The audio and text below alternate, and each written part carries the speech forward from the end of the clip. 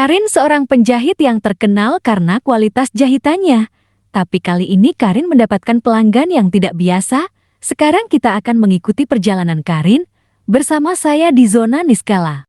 Lepas maghrib, hujan masih turun rintik-rintik. Karin duduk termenung di balik jendela sambil menghirup secangkir coklat panas. Pandemi membuat hidupnya sunyi. Usaha jahit pakaian yang dulu ramai, kini sepi.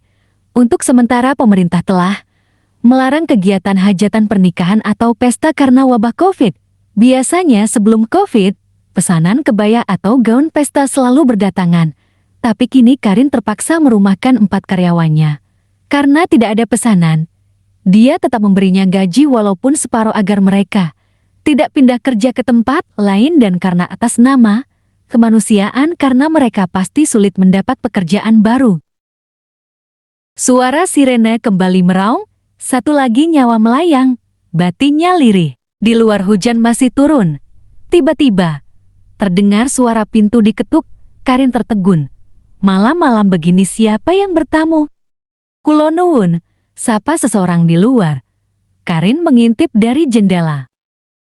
2 pria bersurjan dan mengenakan blangkon datang ke rumahnya. Di leher mereka ada kalung dari selendang seperti yang biasa dikenakan abdi dalam. Karin mengerutkan keningnya.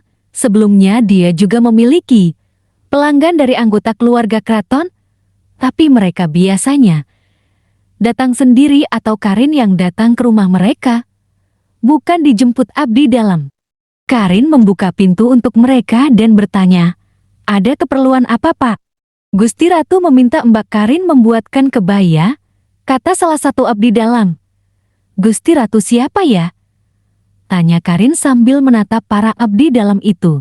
Abdi dalam itu hanya tersenyum menatap Karin lalu berkata, "Mbak Karin ikut saja nanti juga tahu." Tiba-tiba saja setelah menatap wajah abdi dalam itu, tanpa tahu alasannya, Karin menurut, seperti ada yang menggiring langkahnya untuk patuh. Dia dijemput kereta kencana, sebuah hal yang menurutnya tidak biasa karena kereta kencana hanya digunakan pada saat acara-acara tertentu saja. "Kok pakai kereta kuda, Pak? Nggak pakai mobil saja?" tanya Karin heran. Di dalam itu hanya tersenyum, lalu membukakan pintu kereta untuknya. Saat sudah berada di dalam kereta, Karin membuka jendela kereta. Melihat suasana di sekitarnya, tapi Karin tidak bisa melihat apapun di luar. Semua gelap, tak ada cahaya lampu jalanan atau kendaraan yang lewat, seolah dunia memudar. Di hadapannya berdiri sebuah keraton megah, asing, dan sunyi. Bukan Kasunanan, bukan Mangkunegaran, bukan pula keraton Yogya yang semuanya pernah dia kunjungi. Keraton ini sama sekali belum pernah dilihatnya. Di sana, Karin dijamu aneka hidangan lezat. Setelah makan, Karin diminta menjahit kebaya sutera hitam dengan hiasan sulaman benang emas dan permata. Dia tak diizinkan membawa pulang bahan kebaya untuk dikerjakan di rumah atau mengukur ukuran kebaya sang ratu. Semuanya harus dikerjakan di keraton malam ini juga. Para abdi dalam akan membantu pekerjaanmu. Ini contoh kebaya lama untuk ukurannya, perintah abdi dalam itu. Dia bekerja bersama para abdi dalam yang semua diam, tak berkata sepatah pun. Saat sedang mengerjakan kebaya, datanglah seorang pria dari kereta kencana yang megah. Pria itu tinggi, tampan, berharisma, mengenakan mahkota emas dengan rambut panjang sebahu yang disisir rapi. Seorang abdi dalam menyuruhnya ikut berlutut dan menyembah memberi hormat. "Siapa dia?" tanya Karin. "Dia Prabu Brawijaya V," jawab abdi dalam. Karin tercekat. Bukankah Prabu Brawijaya hidup di abad 15 dan sekarang sudah abad 21? Di dimensi mana dia berada sekarang?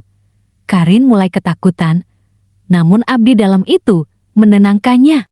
Prabu Brawijaya V belum wafat. Saat pergi dari Majapahit, dia moksa bersama keluarga dan para pengikutnya yang setia. Dia mendirikan kerajaan di tempat lain, tapi tidak sembarang manusia bisa melihat kerajaannya. Saya adalah penghubung dan penjaga gerbang. menuju kerajaan Prabu Brawijaya kelima. Jadi Mbak Karin tidak usah takut, percayalah pada saya, Mbak Karin akan pulang dengan selamat. Abdi dalam itu lalu meminta Karin menunggu dipanggil sang ratu.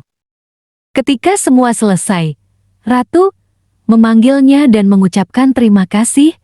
Dia menyukai kebaya buatan Karin, lalu memberinya sebuah besek kecil yang diikat tali rami. Ini hadiah untukmu. Tapi bukalah. Setelah sampai di rumah, pesan sang ratu. Saat pulang, hari sudah subuh. Kedua orang tuanya menyambut kedatangan Karin dengan sukacita.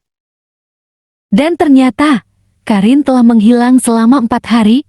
Dibukanya ponselnya dan ada banyak panggilan tak terjawab, maupun pesan yang belum terbaca. Kemudian dia membuka besek itu. Ternyata isinya butiran emas sebesar kelereng, sebagai upah menjahit kebaya sang ratu. Karin tak tahu kenapa ratu memilihnya. Bagaimana mungkin para penghuni alam sebelah bisa tahu kualitas kebaya jahitannya? Tapi ia tahu satu hal, bahwa di balik kegelapan pandemi, kadang ada cahaya dari dunia yang tak terlihat. Tuhan selalu punya caranya sendiri. Jika Anda memiliki suatu keahlian yang berkualitas, mungkin hal ini bisa terjadi pada Anda.